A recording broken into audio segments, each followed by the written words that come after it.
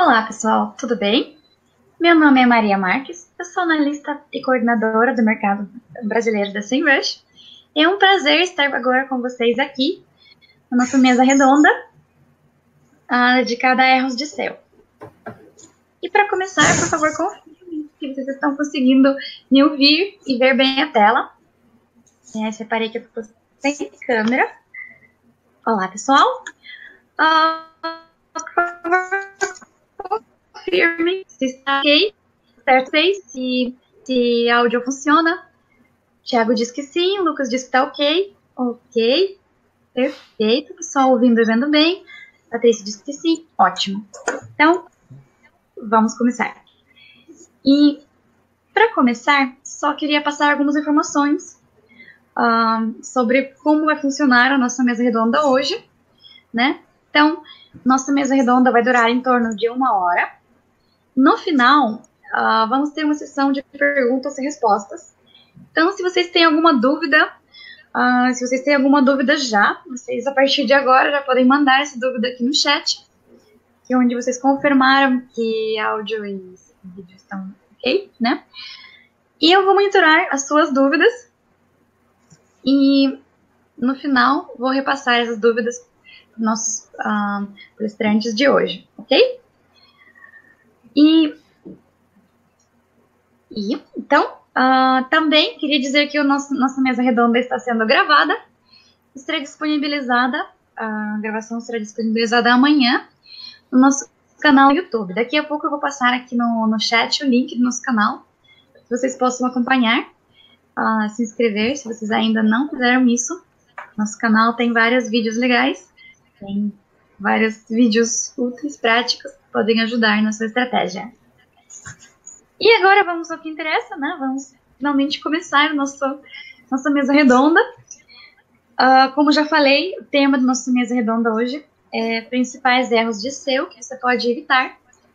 Então, é um tema muito prático, muito nosso dia a dia, né? Porque, como falamos já, não existem sites perfeitos. Sempre tem algum errinho, alguma coisa que pode ser melhorada, alguma coisa que pode ser crucial para a sua estratégia.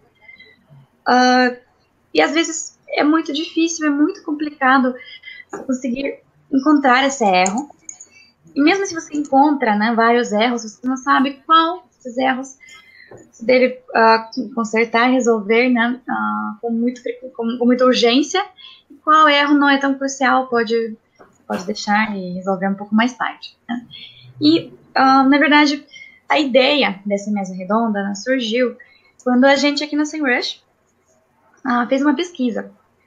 Então, coletamos informações de 100 mil sites e coletamos informações sobre 40 principais erros de SEO. Então, fizemos um infográfico bem bacana e também agora lançamos um PDF, um checklist, que explica como você pode lidar com cada um desses erros, como você pode consertar e evitar esse erro. Então, daqui a pouco eu também vou passar aqui no chat o link para que vocês possam conferir essa pesquisa e ver o que a gente encontrou e o que a gente descobriu. Mas, justo para falar desses erros, como a gente descobriu que esses erros são muito frequentes, eu convidei hoje o Paulo, o Eduardo, o Everton, e também convidei o Miguel Brandão, mas ele ainda não está aqui, ele está tentando conectar, eu espero que ele consiga, e a gente também possa contar com a participação dele. Então, para começar, queria pedir para vocês, para nossos palestrantes, que vocês se apresentem, falem bem resumidamente de vocês. Eduardo, por favor. Obrigado, Maria. Boa tarde, pessoal. Tudo bem com vocês? Meu nome é Eduardo Storini. Eu trabalho na área de marketing digital e principalmente na área de SEO desde 2009. Hoje eu sou responsável aqui pela área de operações na WSI, que é uma empresa de marketing digital que está, enfim, aqui no Brasil e presente em outros 80 países. Enfim, a parte de SEO sempre esteve bem presente aí em todas as estratégias que a gente sempre lidou e eu espero que contribua aí com todo mundo, somente com os erros, né, e aprendizados que a gente pegou aí ao longo do tempo. Ótimo. Everton, por favor, sua vez. Beleza. Então, boa tarde, pessoal. Meu nome é Everton Silva. Hoje sou analista de SEO aqui da Resultados Digitais. Mas já trabalhei também como consultor especialista de SEO, já trabalhei como gerente de projetos, passei por agência, enfim. Sou formado em publicidade e propaganda. Espero contribuir aí também, gerar alguns insights aí para quem está assistindo em relação aos erros que a gente identifica e corrige nessa vida de analista de SEO aí. Ok, ótimo, Paula. Meu nome é Paulo Sebin, sou jornalista. Desde 2010 eu trabalho como analista de SEO, né? Sou da cidade de Londrina, trabalho na agência K2 Comunicação. Então, desde 2010 até agora, foi até difícil separar alguns casos aqui para compartilhar com vocês. Eu acho que 1 hora seria pouco de tanta coisa. Acho que vai ser bem legal. Que ótimo. Então, não vamos perder tempo, vamos começar. Primeira pergunta. Também para introduzir um pouco no assunto, né? Como os erros de SEO podem afetar outras atividades de marketing? Alguém quer começar? Miguel. Miguel acabou de entrar, que ótimo, já estava preocupado. Miguel, você está sem microfone, você precisa ligar o seu microfone.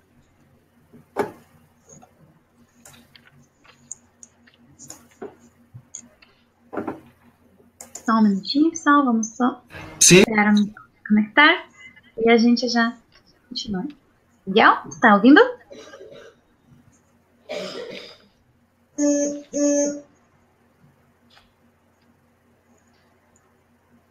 Só mais um minuto. Oi, Miguel. Nossa, a conexão não está muito boa. Sua imagem está travada.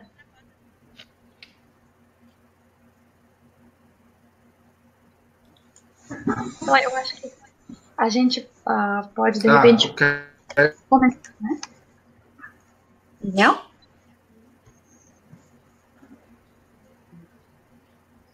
A conexão está um bocadinho lenta deste lado. Nossa, Miguel, tá mesmo lenta. Mal dá para ouvir. Será que você consegue reiniciar e entrar de novo? Sim, eu estou ouvindo. É que está travando muito a som.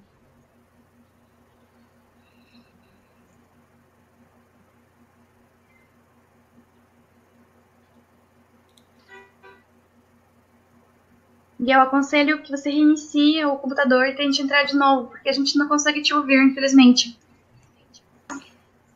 Pois, enquanto a gente está esperando o Miguel, sugiro começar com a primeira pergunta, então. Eu vou repetir a pergunta, peço desculpas. Então, como os erros de SEO podem afetar outras atividades de marketing? Alguém quer começar? Paulo, você foi o último. Posso começar? Então. Pode ser. Bom, eu imagino que... Imagino não, na verdade, eu evidencio que quando problemas de SEO, quando algumas plataformas de sites, principalmente, apresentam algumas dificuldades para nós implementarmos as metodologias de SEO, isso afeta diretamente resultados de inbound marketing. Digo inbound marketing porque o SEO é uma das principais, as buscas orgânicas são uma das principais fontes, né, de tráfego, de atração de tráfego e de geração de leads. Então, quando os erros de SEO passam a atrapalhar o rendimento nos posicionamentos orgânicos, isso afeta diretamente também o rendimento de toda uma cadeia do projeto de inbound marketing. Então, acho que só para começar a responder essa pergunta, né, eu imagino isso. Os nobres colegas podem dar outras ideias. Ok. Everton? Bom, posso falar aqui.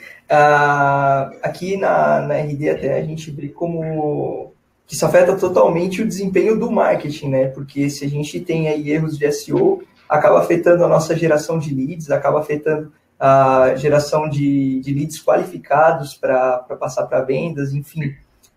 Os erros de SEO prejudicam o nosso desempenho geral de marketing, e vira uma bola de neve, né? Começa a ter erro, de repente começa a perder a autoridade em erros 404, e tudo acaba prejudicando a meta do fim do mês que a gente precisa bater. Inclusive, hoje é fim do mês aqui, a gente está na correria, e ainda bem que deu para corrigir erros que surgiram aí durante o mês, para a gente chegar no final do mês e bater essa meta.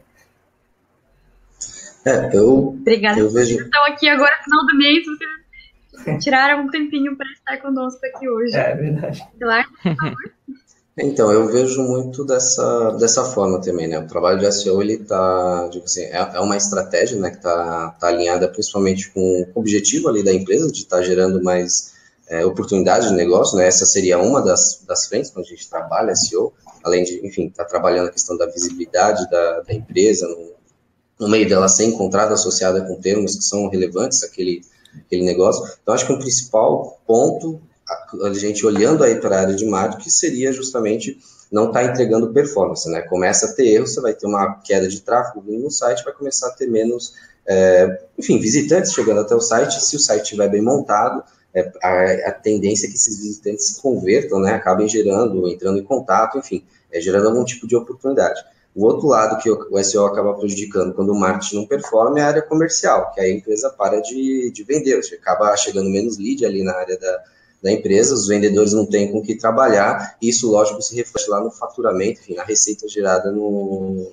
fim do mês, ou, enfim, ao longo do ano. E, para mim, tem um terceiro ponto que a gente pensando no usuário, né? A parte de SEO, pelo menos a maioria dos conceitos que o Google aplica, está muito ligado com a qualidade que o usuário navega no site, né? A maioria de pontos técnicos ligados a SEO estão ligados diretamente com a qualidade que o usuário está navegando, assim, que a experiência que a gente está proporcionando para o usuário, né? Se a gente for imaginar velocidade de carregamento, por exemplo, que é um fator de ranqueamento, está ligado diretamente com proporcionar uma qualidade na hora que o usuário está navegando no site. Se a gente for notar também a parte da questão de mobile, que também tem um peso hoje, também está ligado o usuário conseguir navegar corretamente quando ele está num outro tipo de dispositivo. Então, tem a parte quando a gente tem erros de SEO, né, até como acabou de mencionar aqui a questão de erros 404, né, página não encontrada, enfim, é ruim para o usuário. Então, eu vejo que tem esse outro lado também, né, erros de SEO acabam, lógico, que estão ligados diretamente ao site, que proporcionam, assim, acabam gerando uma experiência de navegação ruim aí para o usuário. Acaba vendo esses 3 pontos aí. Até afeta a credibilidade, né, da marca. Acaba tudo estando interligado, né? Como uma premissa, pelo menos que a gente sempre... O Google sempre, assim, que eu falo Google, mas pode partir de princípio para qualquer outro buscador, mas como hoje, enfim, é o que tem o maior market share aí em questão de buscador, a gente acaba seguindo as regras as diretrizes, né, que são passadas, e sempre essas diretrizes estão muito ligadas à qualidade de navegação do usuário. Então, as regras mudam, né, as tags mudam, as coisas mudam, mas sempre o conceito aí de entregar a melhor experiência para o usuário está sempre, enfim, é sempre a base de tudo, né, está ligado diretamente com a credibilidade. Até complementando, o que eu percebo aqui em alguns projetos na agência, eu me preocupo muito com a velocidade de carregamento das páginas, né? E a velocidade de carregamento envolve a otimização de imagens, JavaScript, CSS, entre outras coisas. Dentro de campanhas de Google AdWords, né, tem o índice de qualidade. E um dos critérios do índice de qualidade é a questão da velocidade de carregamento. Então, esses erros que afetam a velocidade de carregamento não afetam só o SEO, afeta também diretamente, ao meu ver, campanhas de Google AdWords. Então, como o Everton disse, vira uma bola de neve mesmo. Verdade. Bom, vamos para a próxima pergunta, então. Próxima pergunta. Com base na sua experiência, quais são os principais erros técnicos que os especialistas de SEO enfrentam e por que eles aparecem?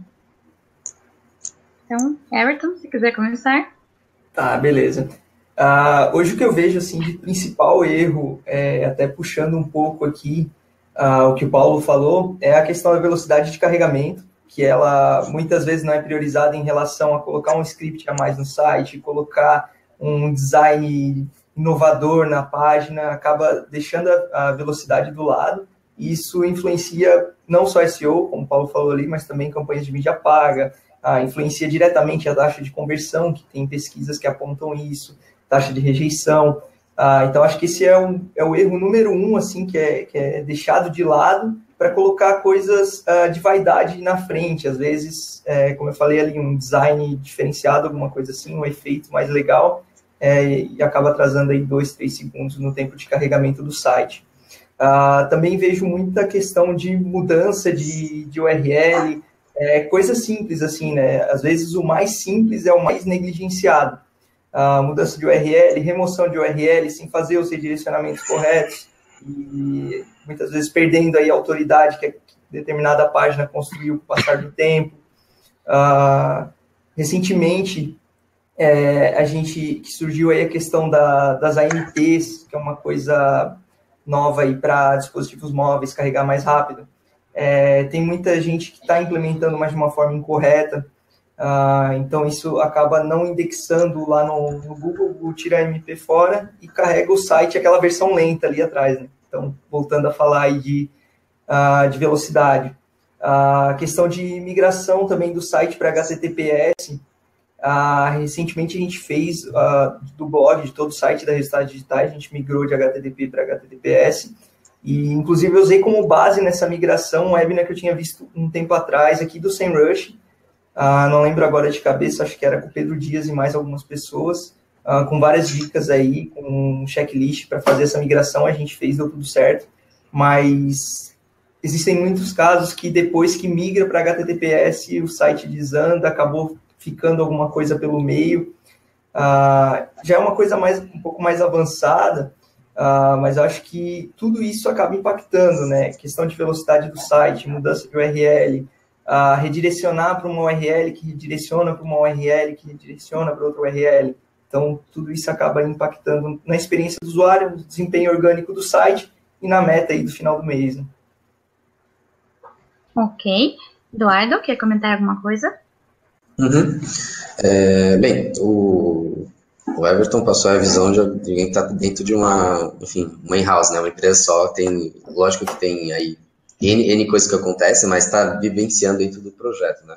Acho que eu posso acabar contribuindo com, no meu caso, com uma visão de agência, né? Então a gente acaba lidando com tudo que é tipo de projeto diferente, empresas diferentes, né? Que vieram de fornecedores diferentes, que os projetos foram concebidos, né? De maneiras diferentes. Então uma coisa que eu vejo muito comum, assim, se a gente for pegar, antes de chegar na área técnica, né? Que foi erros que acontecem antes de chegar na questão técnica, ou seja, que está envolvendo o site em si, eu vejo que é bem comum a questão, principalmente,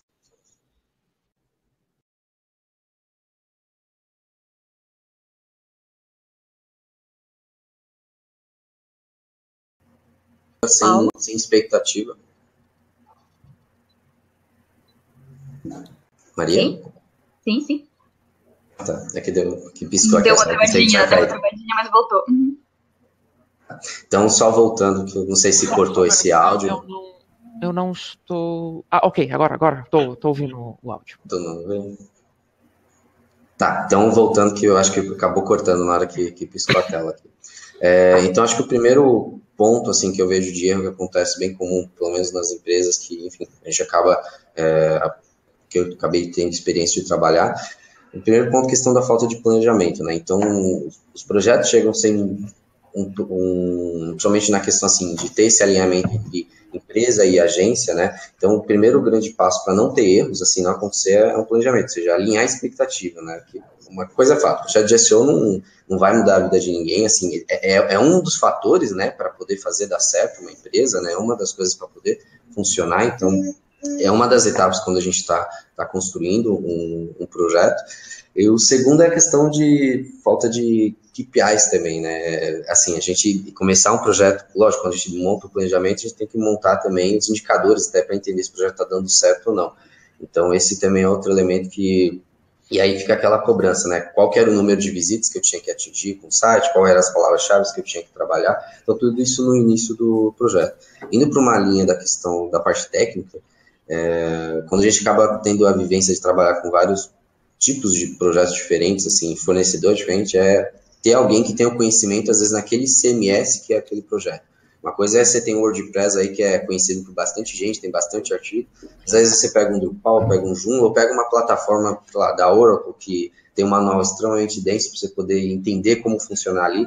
Então, às vezes isso dificulta bastante. Como cada CMS é construído de um jeito diferente, né? Então, às vezes, você tem limitações em cada um deles. Então, eu vejo que uma dificuldade grande é você ter essa capacidade, né, de aprender rápido como extrair o melhor daquela plataforma que você está utilizando. Porque uma coisa é certa, todo projeto vai ter limitações, seja de equipe, tempo, velocidade, mas pelo menos isso do que eu tenho, assim, que eu tive contato aqui para ver.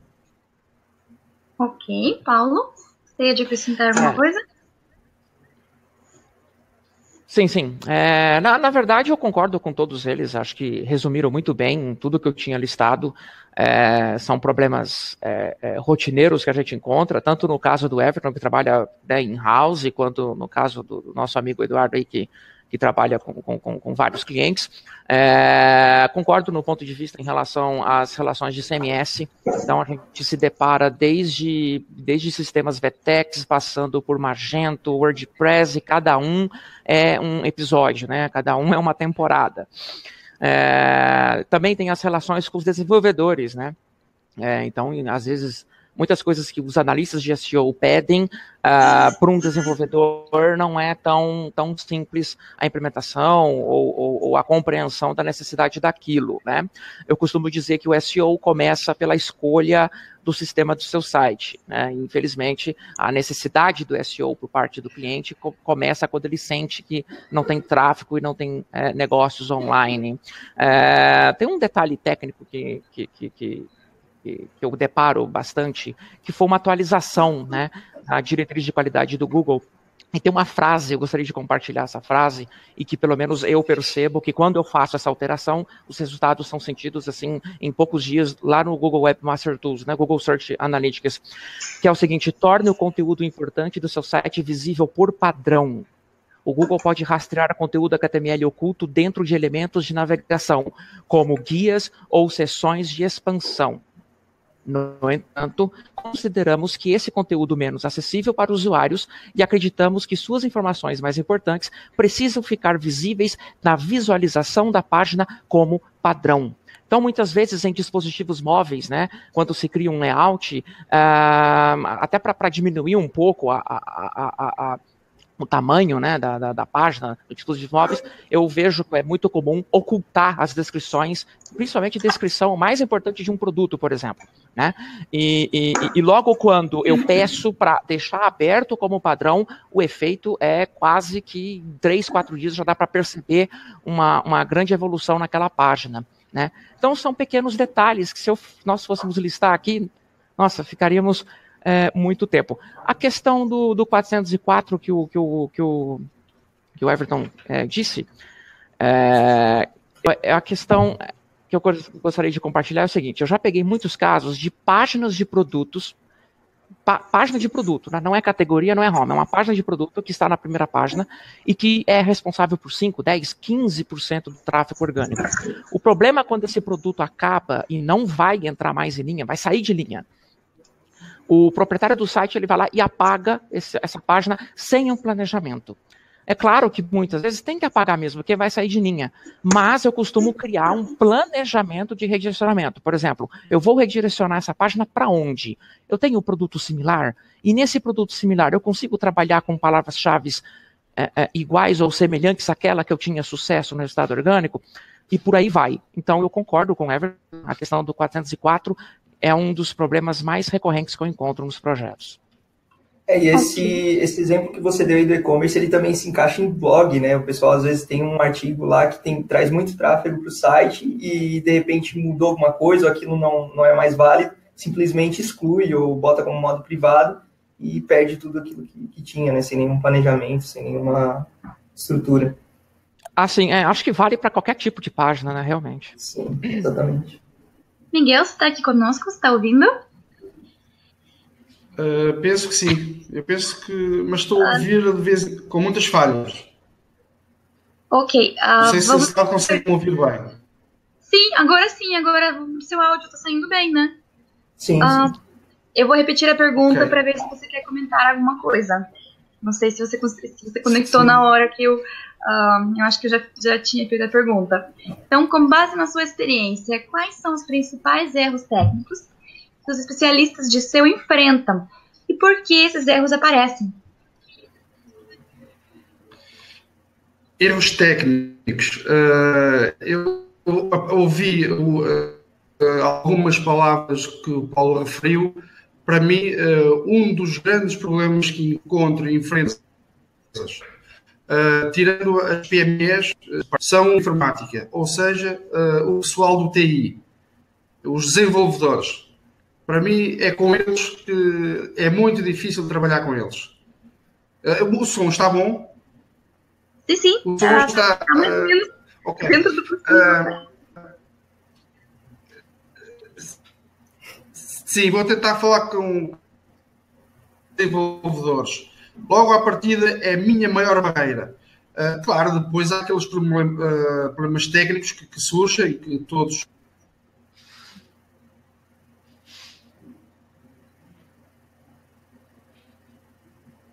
Entendeu? Sim, Maria. Nossa, hoje tá muito... Consegue-me ouvir? Maria, tá, agora sim. Tá falhando. Agora sim, tá... Acho que de repente é melhor tirar o vídeo. Vamos tentar sem vídeo. Eu retirei a câmera, retirei a imagem para ver se apenas com o som consigo passar a mensagem. Vamos tentar.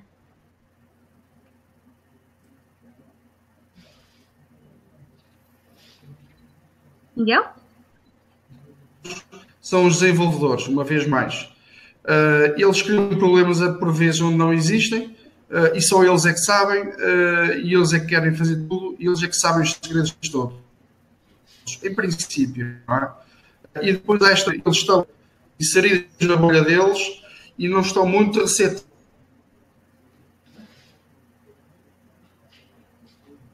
Nossa, não estamos conseguindo te ouvir. Está quebrando o áudio? Está travando? Está travando, sim. Infelizmente não estamos conseguindo te ouvir. Ok, Maria. Eu vou voltar a reiniciar mais uma vez e depois... Ok. Ok. Obrigado. Okay. Até já. Muito obrigada. Então, vamos passar para a próxima pergunta. Ok. Então, pessoal, qual é a anatomia de uma página perfeita de ponto de vista de SEO? O que vocês acham? Paula, se quiser começar. Pode ser.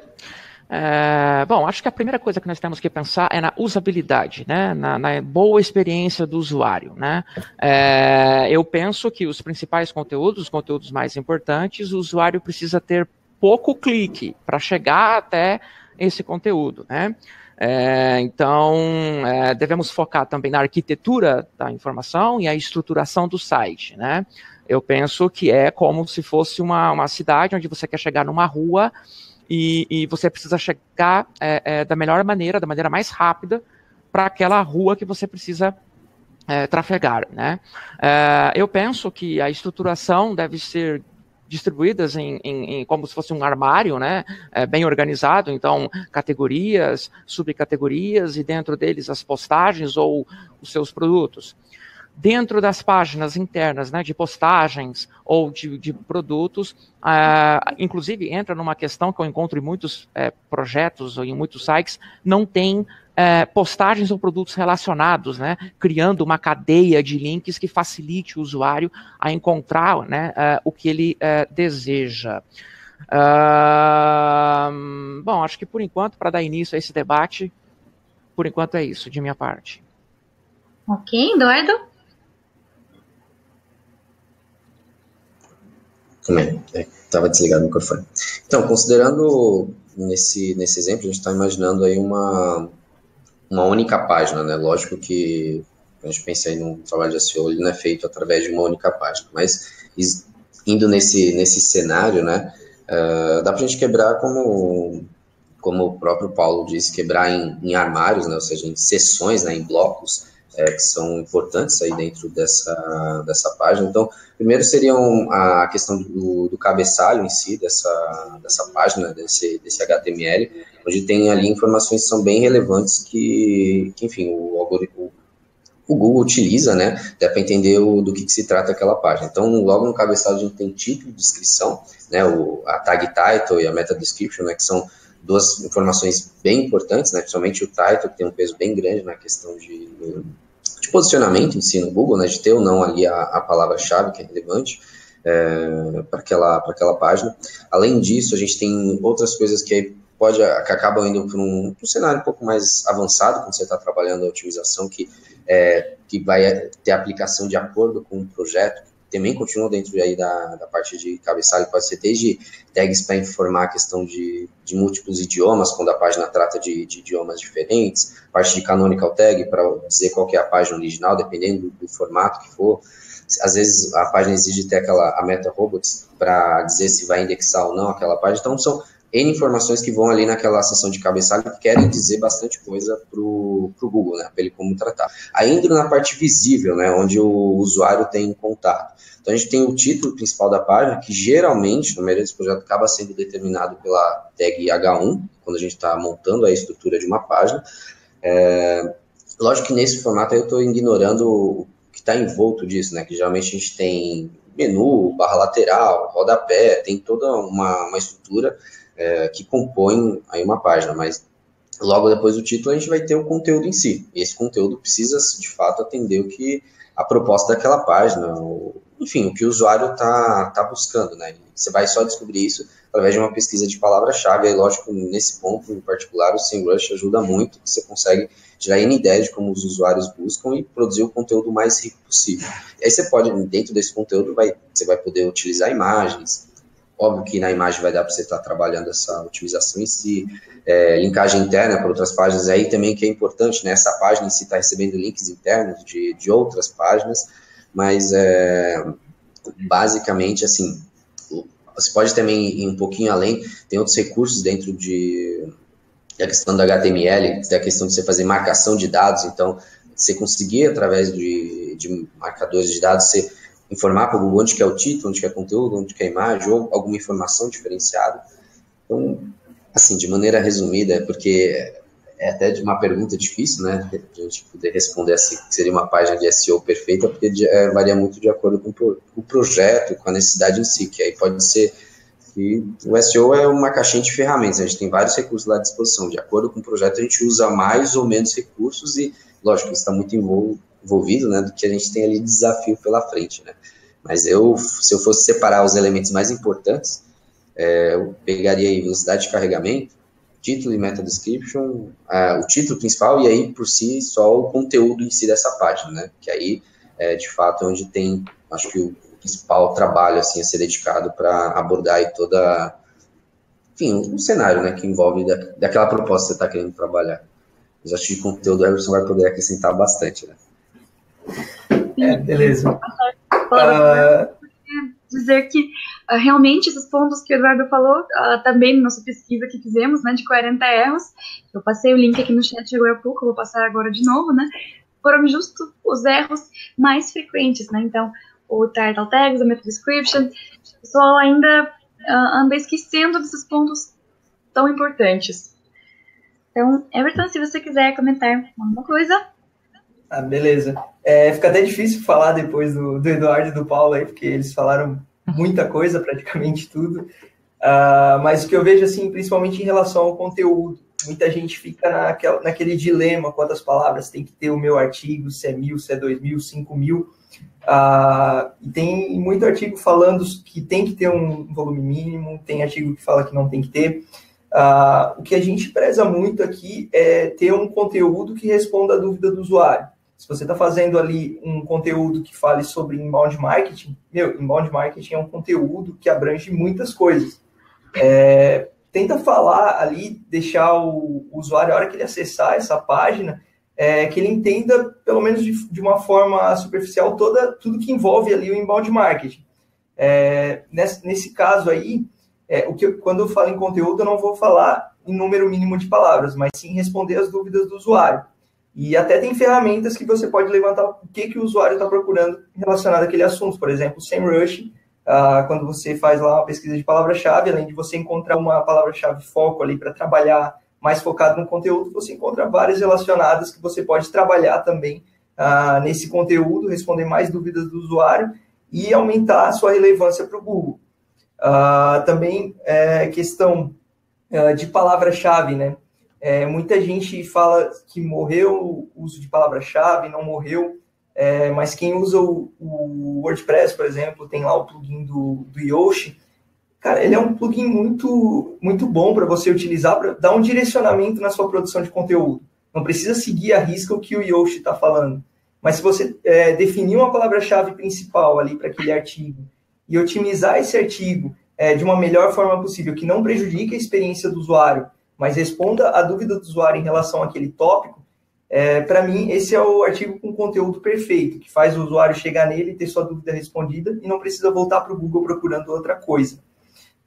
Um erro também que eu vejo muitas pessoas fazerem simplesmente a hora que, por exemplo, um blog publica o artigo e não mexe na URL, simplesmente a URL sai com o título do artigo na sua extensão, ficou uma URL bem longa, lá na página do Google, na área de pesquisa, aparece lá com 3 pontinhos, não aparece a URL completa, e isso muitas pesquisas já falam que URLs mais curtas, pelo menos a maioria das páginas que estão aí nas primeiras colocações do Google não tem URLs extremamente longas. Então, aí trabalhar também aquela palavra-chave principal que você escolheu ali na pesquisa de palavra-chave para trabalhar nesse conteúdo, trabalhar aquela palavra-chave na URL, editar essa URL, fazer uma URL que na hora que o usuário bata o olho nela, ele entenda sobre o que se trata aquela página, mas sem que ele precise, sem que seja um tweet aquela URL, né, 140 caracteres ou mais até. E também esse cuidado de HTML, ter um HTML limpo, sem muito script, sem muitas tags, muito CSS, muitos arquivos de CSS, né? E ter uma página que carrega o mais rápido possível aí. O pessoal fala muito o Google fala em até 2 segundos, outros sites mudam esse valor, mas quanto você conseguir diminuir o tempo de carregamento de página, melhor vai ser seus resultados. Gostaria de complementar, baseado nas informações, né, que vocês passaram, em relação às palavras-chave. Eu queria dar uma dica que eu uso a SEMrush da seguinte maneira: eu pego inclusive um concorrente, jogo na SEMrush e eu consigo descobrir quais são as palavras-chave, suas páginas de destino, sua posição e a sua estimativa de volume, né, de tráfego que ele está recebendo ali. Então, muitas vezes, ferramentas do AdWords, Google Trends ou qualquer outra maneira de você pesquisar palavras-chave, dependendo do segmento, não te ajuda. Mas quando você joga um concorrente dentro da SEMrush, você consegue ver, inclusive, descobrir palavras-chave de informação, ou seja, aquelas palavras-chave que o usuário está com dúvida, né? Então, por exemplo, o how to, né? Como fazer, o que é, né? E você acaba vendo essas palavras-chave do concorrente e você acaba descobrindo que o seu site não está contemplando a abordagem daquele conteúdo. Por que não atacar por ali também, né? Se beneficiar disso. E uma outra dica que eu queria dar é o uso de uma ferramenta chamada Screaming Frog, tá?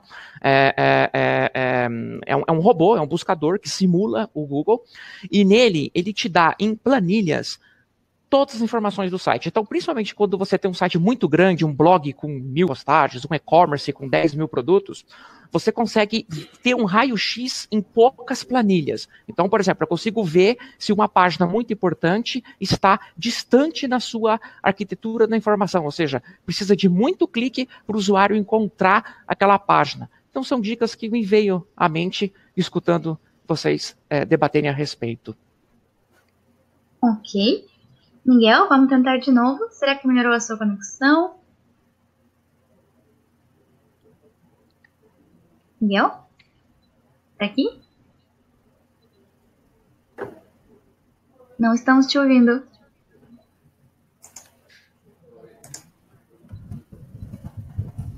Nossa, difícil.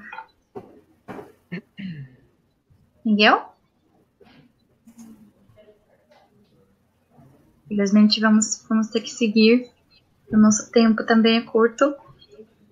E vamos pegar então a última pergunta.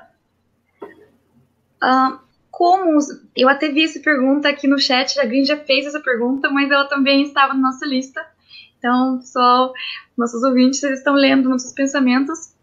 E a pergunta é: como os analistas de SEO podem confirmar que o site deles esteja de acordo com os requerimentos de máquinas de busca? Como evitar, novamente, esses erros, né? Já falamos um pouco disso, mas agora a principal ideia dessa pergunta é como que os analistas podem confirmar que o site está ok, está de acordo. Ok? Everton, quer começar? Posso começar sim.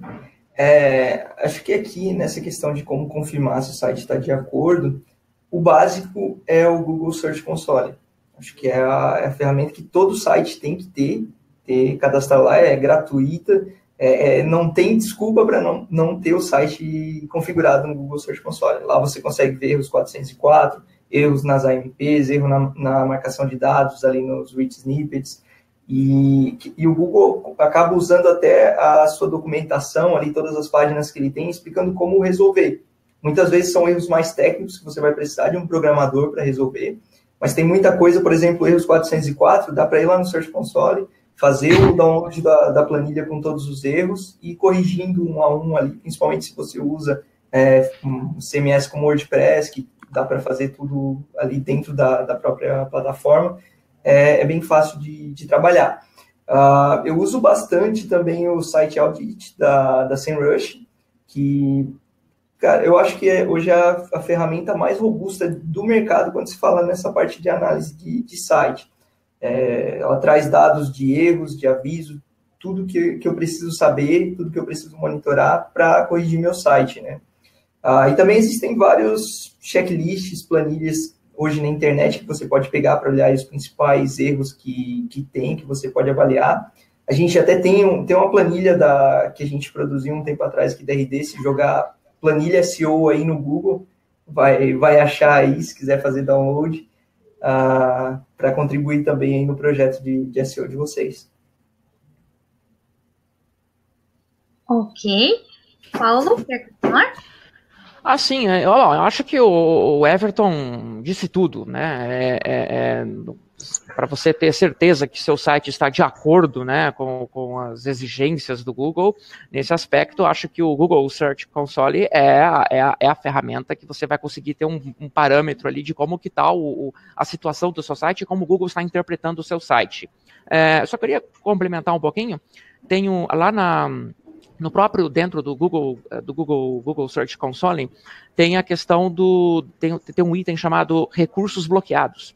É um erro muito comum que eu encontro em sites, né, onde você sobe um robots que tem ali alguma diretriz que está bloqueando arquivos importantes, né? Por exemplo, bloqueando um CSS, um script. Já vi bloqueando, por exemplo, diretórios onde ficam imagens, né, fontes do site. Então, ali dá para você ter um relatório ali, quais são os recursos que o seu site está bloqueando o acesso do robô e liberar os recursos mais importantes e essenciais. Então, é uma aba do Google Search Console que eu recomendo prestar muita atenção. O buscar como Google, né? A função buscar como Google do Google Search Console é incrível também. Eu já vi casos, já peguei situações e que tem partes da página que o Google não consegue ler, não faz a leitura, né? Então basta aí você fazer toda uma análise técnica, talvez envolve até programador, para estar solucionando. Uma outra coisa que eu também costumo fazer bastante, e aí vem como uma ação secundária, tá? Usar o comando site : no Google. Então, site : e o seu domínio, né? Lá na busca do Google, site : você insere o seu domínio. Então, ali ele vai te mostrar quantas páginas estão indexadas, né? Então, eu já peguei casos, por exemplo, de ter só 3 páginas, mas o site tem 200 páginas. Opa, por que está aparecendo só isso? Né? O site foi banido? Por que foi banido, né? Páginas estão sendo bloqueadas de forma geral, por que estão sendo bloqueadas? Eu só gostaria de complementar com essas informações. Ok. Eduardo, mais algum ponto? Bem, aqui eu acho que o principal desafio é tá à frente, né? Porque uma coisa é fato que os erros vão estar sempre aparecendo e de alguma forma, né? Às vezes de maneira controlada, você já sabe que tem, dependendo do tipo de site, principalmente se a gente for lidar talvez com e-commerces ou sites de classificados, né, ou principalmente sites onde tem uma interação muito grande, por exemplo, que usuários gerem conteúdo para aquele site, geralmente são locais que a gente já sabe que vão aparecer erros ligados a SEO em algum momento, né? Ou se você tem um site mais estático, por exemplo, um blog, ou enfim, algum tipo de portal de conteúdo, onde é só o pessoal interno que acaba produzindo conteúdo, você também vai ter erros, porque uma hora ou outra alguém vai subir um artigo errado, vai colocar uma imagem, ou apontou um link lá para uma matéria, essa matéria que é um outro site não existe mais, que esse site saiu do ar. Então, tudo isso fica difícil a gente acompanhar no dia a dia. A ferramenta que o Paulo acabou mencionando do Screamfrog é uma ferramenta bem útil para você estar acompanhando esses erros. Aqui na WC a gente utiliza bastante a ferramenta de auditoria de SEO que tem dentro da ferramenta do SEMrush, né? Então, ela é interessante porque ela escaneia o site de uma maneira completa toda semana, pelo menos você programa isso, qual que é a recorrência que você quer que ela escaneie o site, e aí todo início de semana, segunda-feira, eu recebo um e-mail onde que ela encontrou novos erros ou o que falta para corrigir. Então, de maneira bem rápida, você consegue, digamos assim, estar à frente, né? Pelo menos você consegue corrigir antes que talvez o Google identifique aquele erro, né? Porque, lógico, todo mundo tem que estar lá no Search Console, ali onde ele vai apontar os principais erros, mas às vezes você consegue ter uma agilidade maior tendo essas ferramentas a mais, né? Que estão de maneira mais ativa caçando erro. Acho que outro recurso também que vale a pena mencionar, que aí não depende só de SEO, acaba influenciando todas as estratégias da empresa, que às vezes pode acontecer o site ficar fora do ar, né? Algum problema na hospedagem, ou, sei lá, dependendo do seu tipo de servidor, você excedeu o limite de banda que você contratou, ou esqueceu de pagar o boleto da hospedagem, coisas que, enfim, estão passíveis de acontecer com qualquer um. Aqui eu utilizo o Uptime Robot, vou até digitar aqui no chat, mas basicamente o que ele faz, ele fica escaneando o seu site a cada 5 minutos, e aí quando o site sai fora do ar, né, ele te manda um e-mail. Então rapidinho você descobre se seu site for fora do ar, de repente a madrugada inteira, e aí você precisa acionar a sua hospedagem, porque vai que seu site está fora do ar, bem na hora que o Google está passando por ele, né? Então, acho que o principal hoje em dia, né, talvez se a gente fosse falar de um trabalho de SEO lá em 2009, 2010, que tinha menos recursos, né, mas hoje a gente tem ferramentas que podem ajudar bastante a automatizar a maioria dos processos que antes eram manuais. Então, acho que usar essas ferramentas é um grande diferencial, assim, para estar à frente, né? Só pegando o gancho aqui do que o Eduardo falou ali de acompanhar se o site cai, uma coisa que é interessante de usar também, que eu também uso, é os alertas do Analytics, alertas automáticos. Caso caia muito o tráfego orgânico de um dia para o outro do site, você pode colocar lá se caiu 50%, 20%, 30%, que dá para acompanhar também que pode ter algum problema no site ou alguma punição envolvida aí que pode ter acontecido. Então, é uma forma automatizada aí de estar acompanhando isso, né? É verdade. Ok. Pessoal, muito obrigada pela sua participação, por essa discussão. E agora acho que a gente vai passar para as perguntas. Eu já vi que recebemos muitas perguntas. É uma chuva de perguntas aqui. Não sei como a gente vai fazer para responder tudo isso. É um recorde aqui no SEMrush de tanta pergunta. E antes de começar com as perguntas, eu só queria lembrar que essa mesa redonda está sendo gravada e será disponibilizado no nosso canal do YouTube. Então, amanhã vocês vão poder assistir tudo de novo, relembrar as dicas e, de repente, descobrir alguma coisa nova, né? Então, vamos lá, enquanto a gente tem tempo. Vamos pegar alguma pergunta. Por exemplo, a pergunta da Viviane. Qual é a média para a velocidade de carregamento de um site? Tem algum site que eu possa verificar o do meu site?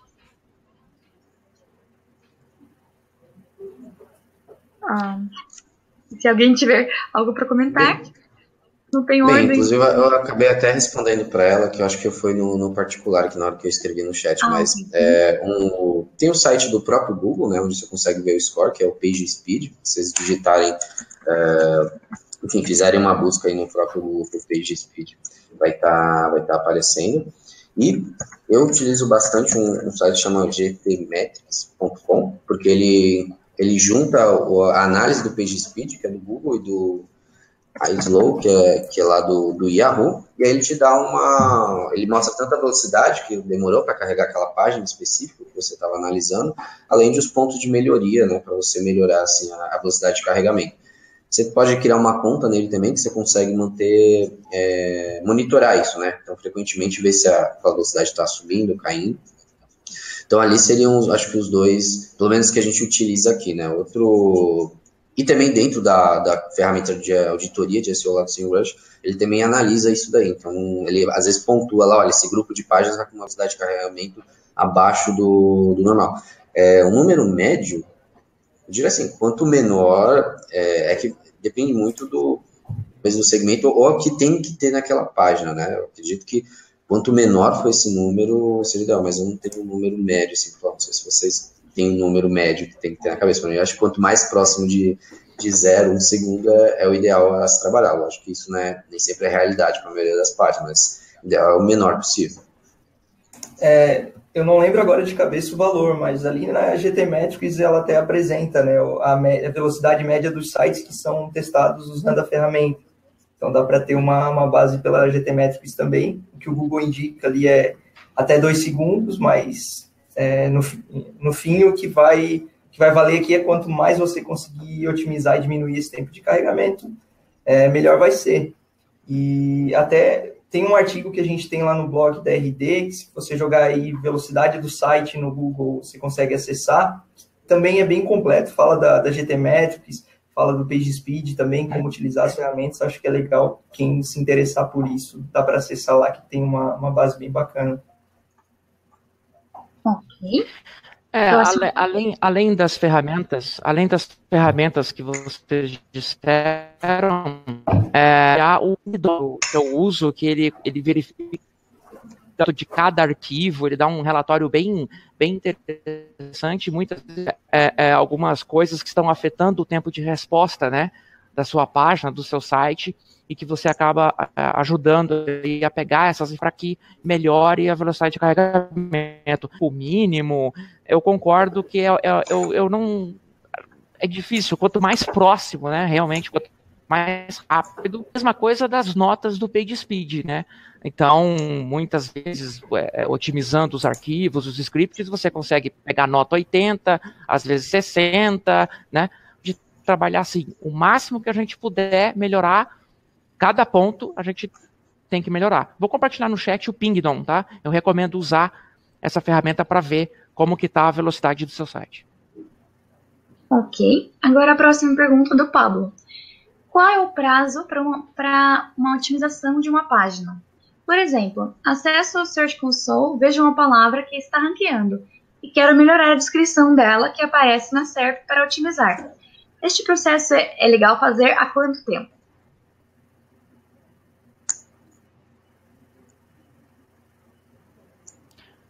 Não compreendi muito bem a pergunta, Maria. Então, eu acho que o que o Pablo quer saber é quanto tempo que demora quanto tempo que demora para o Google entender que você alterou alguma coisa. Foi como eu entendi essa pergunta. Eu vou ler de novo. Então, qual é o prazo para a otimização de uma página? Por exemplo, acesso ao Search Console, vejo uma palavra que está ranqueando e quero melhorar a descrição dela, que aparece na SERP para otimizar. Este processo é legal fazer há quanto tempo? De repente, o quanto tempo que o Google demora para atualizar a nova informação que ele cadastrou, é isso? Pelo menos eu entendi assim. Usar lá no Google Search Console, você vai dar um buscar como Google, tá? A opção buscar como Google, manda renderizar a página. Assim que o Google terminar de renderizar a página, ele vai mostrar como o Googlebot viu a página, e aí você clica no botão indexar. Geralmente, no máximo 5 minutos, já está com o cache atualizado. Dá para você agir nesse processo. Eu acho que o principal, além de, enfim, ver, você vai ter algum desses sinais, né, para ver se, porque algumas alterações que a gente faz vai ter um impacto diretamente como esse resultado é mostrado ali na página de resultado do Google, né, ou seja, você trocou o título, trocou, enfim, alguma informação, vai ficar visível lá. Mas além disso, se o posicionamento, enfim, o ranqueamento para aquele termo que você está visando posicionar aquela página está subindo ou não. Então, isso vai, acho que aí é o principal termômetro, né, para saber se essas alterações que você vem fazendo estão impactando, de fato, em algum resultado. Pelo menos eu iria mais nessa linha. Também só complementando aqui, monitorar essas, do jeito que o Eduardo falou ali, monitorar essas alterações que você está fazendo para ver se está tendo impacto, e não só fazer uma alteraçãozinha na meta description que vai gerar um grande impacto ali no ranking, né? O ideal é já otimizar o title, o URL, lembrando de fazer o redirecionamento, atualizar o conteúdo, se precisar de atualização, incrementar um pouco mais esse conteúdo. O que eu faço muito aqui é acompanhar as páginas que a gente tem ali entre a 5ª e a 10ª posição, e entre a 10ª e a 20ª, que estão ali na metade da primeira página ou na segunda página, que são ali as páginas que têm a maior probabilidade de chegar lá no topo, pelo menos entre as 5 primeiras, aí, se você fizer uma otimização como essa. Eu concordo plenamente, é um processo que eu faço aqui também, né? Lá no próprio Google Search Console a gente consegue ver de cada página, né, Everton? Para cada página, quais são as palavras, né? E você consegue ver ali a posição. Eu pego muito essas que estão entre as 10 e eu tento trabalhar melhorando o conteúdo, links internos e tudo mais para estar subindo. No e-book que a gente fez até de 27 dicas de SEO, tem lá um passo a passo que como exportar para uma URL, puxar ali a URL da página, a palavra-chave que está ranqueando e o posicionamento, tudo puxando do Search Console. Então, quem se interessar em fazer essa otimização, o e-book pode ajudar bem. 27 dicas acionáveis de SEO, se eu não me engano o nome. Ok. Vamos pegar mais uma pergunta da Isadora. É possível aumentar a autoridade de um site mesmo com poucos backlinks? Se é possível o quê, Maria? Aumentar a autoridade de um site mesmo com poucos backlinks. Tá.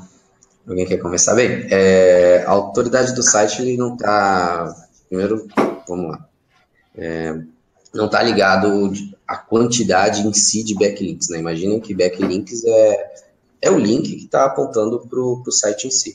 O que vai acabar influenciando a autoridade, muitas vezes, é a força desse domínio, né? De onde está vindo esse backlink.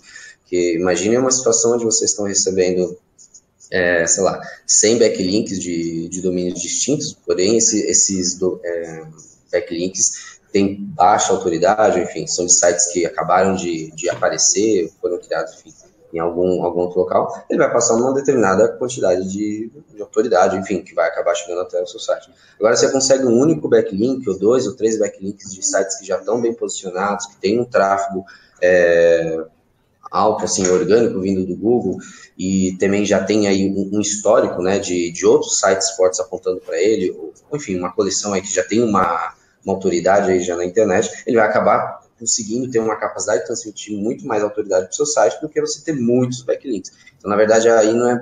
Quando a gente trabalha, e quando a gente está falando de autoridade, a gente acaba indo muito para estratégias, né, que estão associadas a link building.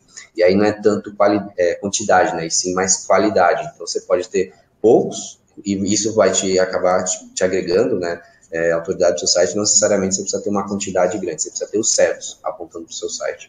É mais nessa linha que funciona, assim.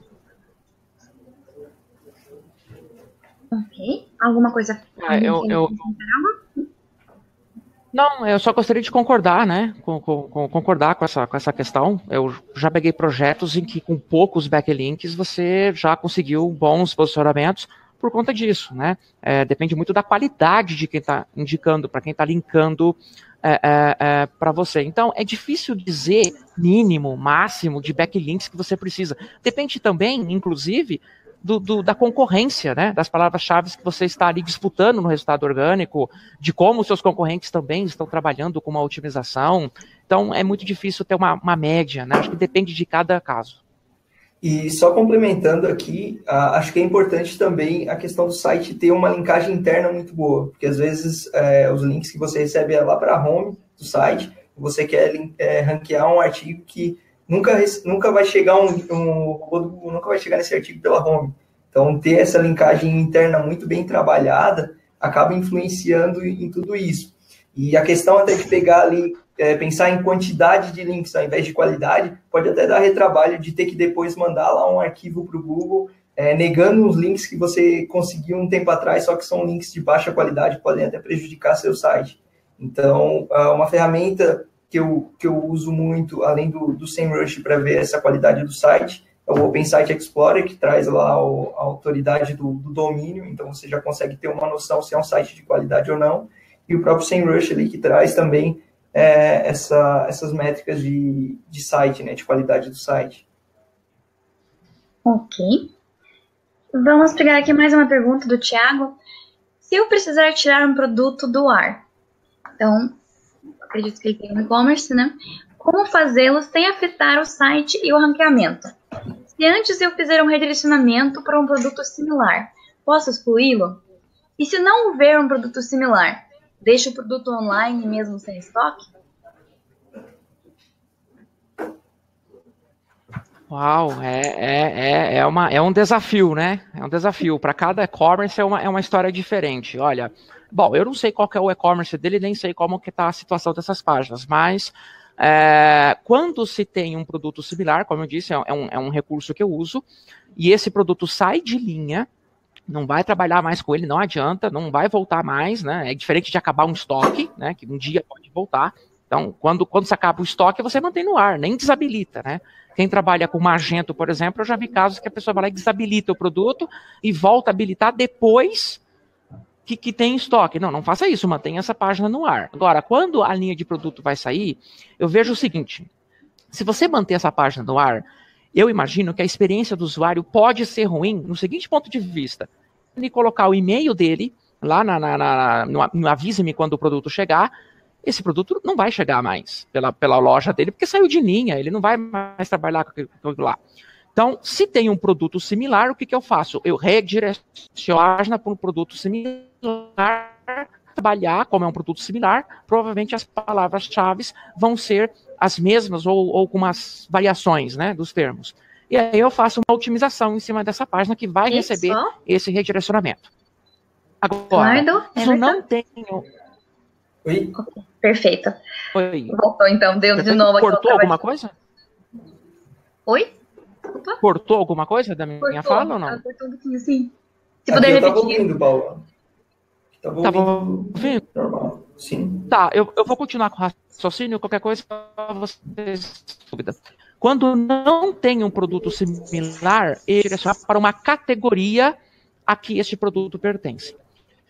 Porém, é muito difícil você conseguir um posicionamento com aquela mesma palavra-chave quando você joga para uma página de categoria, para home e tudo mais, tá? É sempre um grande desafio. Eu não sei o que os nobres contribuir com esse debate. Não, eu concordo contigo e acho que essa parte da categoria é mais importante mesmo para não perder aquela autoridade que aquela página de produto tinha, repassar para a categoria e, né, o juice ali acabar distribuindo para as outras. Caso tu tenha um backlink, né? Sim, exatamente. De repente sai num blog, né? É importante, pelo menos transfere para cá. Exatamente. Por isso eu concordo com tudo que você falou aí, só gostaria de acrescentar isso aí. Então, eu não vou discordar, concordo com a estratégia, só questão de, acho que, ponto de vista. Quando a gente tem, é muito comum isso daí, né? O pessoal, é um produto que sai do ar, não vai mais, o que eu faço, né? Coloco essa página com erro 404, ou seja, se alguém tentar acessar aquela URL, vai não encontrar ela, ou coloco um 301, apontando, no caso, uma página de categoria, às vezes, na qual ela faz parte, justamente para aproveitar, de alguma forma, né, esses backlinks, ou enfim, alguma autoridade que essa página, esse produto em si veio adquirir ao longo do tempo. Sinceramente, isso é mais na linha da gente ter esperança de que o Google vai atribuir alguma força para aquela categoria, porque, na verdade, quando a gente faz o 301 e para uma página que são conteúdos distintos, né, lógico que a gente atribui, joga o tráfego para lá, mas a partir do momento que o Google consegue avaliar que eram contextos diferentes, é muito provável que ele simplesmente não transmita essa força para frente, justamente porque no passado já foi muito utilizado, principalmente de gente que comprava domínio antigo, que tinha muito backlinks, fazia 301 para outros sites. Então, isso é algo meio... talvez funcione no início e depois o posicionamento caia, né, ou perca de algum momento. Pelo menos isso é alguns testes de coisas, experiências que a gente já teve aqui, de a página onde o produto aparecer no Google é trocado, fica lá a categoria, depois de tempo ela some. Porque o Google entendeu que aquela página de categoria não é relevante para aquele termo que estava, digamos assim, que transferiu. Então, funciona só por um tempo curto. O que, na minha opinião, vale a pena fazer esse 301 é quando você identifica que lá no seu Analytics, aquela página de produto se recebe tráfego de algum outro local sem ser do Google. Então, de repente, tem links, por exemplo, se aquele produto se foi citado numa matéria, você, sei lá, fez algum trabalho junto com uma blogueira e ela recebe o tráfego constante vindo daquele site daquela blogueira, talvez para aquele produto. Se você colocar um erro 404, você não vai receber mais esse tráfego. Então, nesse momento, acho que vale a pena fazer o 301 para direcionar para a página da categoria, para você aproveitar esse tráfego. E agora, em casos que não é a questão de ter uma página 404 personalizada, justamente para o usuário cair lá, de repente, enfim, ele conseguir navegar no seu site, mas eu vou muito nessa linha assim, de trabalho, quando se trata de e-commerce, né, que é um negócio bem... Enfim, agora se a ideia do produto é voltar, só saiu de estoque, só deixar lá o produto indisponível, enfim, e vida que segue, né, não precisa, acho que ter grandes modificações, assim. Eu concordo na parte de que você aplicar o redirecionamento, né, para uma categoria onde provavelmente os termos ali utilizados, que estava em boa posição do produto, você jogar para uma categoria que não vai ter aquelas palavras-chave, realmente o que acontece é o seguinte, você não vai conseguir aquele posicionamento para aquela palavra-chave, tá? Isso, infelizmente, você não vai conseguir. Parte desta autoridade, parte desta relevância seria transmitida, sim, desde que tivesse ali um backlink de qualidade para aquela página de produto que você removeu. Com isso, o que acontece? Você acaba reforçando um pouco essa categoria, entretanto, você reforça um pouquinho essa relevância transmitida para as palavras-chave que envolvem a categoria, não as palavras-chave que tinha naquele produto. Complementando, quando o sistema do site permite, quando o programador consegue, infelizmente não é sempre, tá? Eu já consegui os dois casos. Você simplesmente você informa ele com título ou com texto, nessa página que não tem mais o produto, você informa ele que o produto não será mais trabalhado pelo e-commerce, tá? Saiu de linha ou qualquer coisa assim. E logo abaixo, você indica, olha, mas temos outros produtos interessantes para você, não saia da nossa loja, faz alguma brincadeira. E ali você coloca uma vitrine, né? Mantendo esse URL ativo, tá?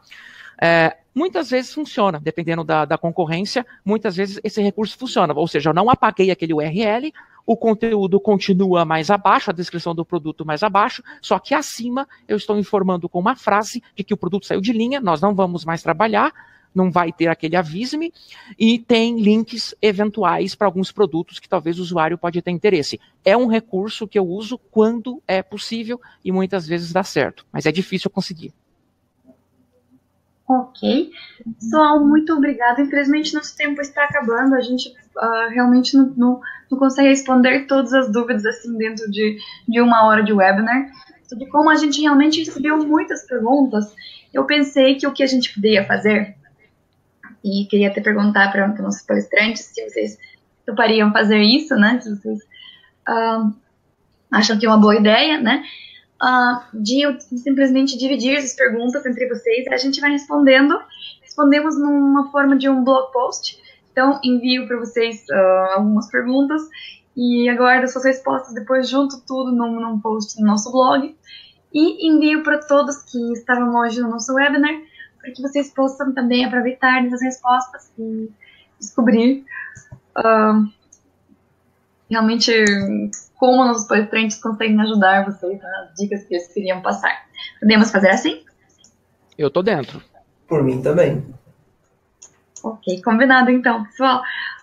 Então, só me resta dizer que agradeço a atenção de vocês. Agradeço demais os palestrantes pelo tempo. Novamente, justo hoje, no dia de fechamento, né? Eu aprecio demais esse carinho de estar hoje conosco aqui. E Sim, o Alex está perguntando se eu não ia mandar o link com os principais erros. Mandei, mas vou mandar agora aqui de novo no chat. E também novamente reforço que o webinar foi gravado. Está disponibilizado no nosso canal do YouTube amanhã. Também vou passar aqui o link do nosso canal do YouTube para quem ainda não se inscreveu. Aqui. Então, as perguntas vamos responder dessa forma. Vocês vão receber um e-mail assim que esse post sair. Acredito que não vai demorar muito, espero. E então, dessa forma, a gente consegue responder todas as dúvidas. Ok, pessoal? Muito obrigada a todos novamente e espero ver vocês nos próximos webinars. Obrigada. Beleza, Maria. Obrigado pela oportunidade. Todo mundo, viu? Até mais, pessoal. Valeu, pessoal. Um abraço.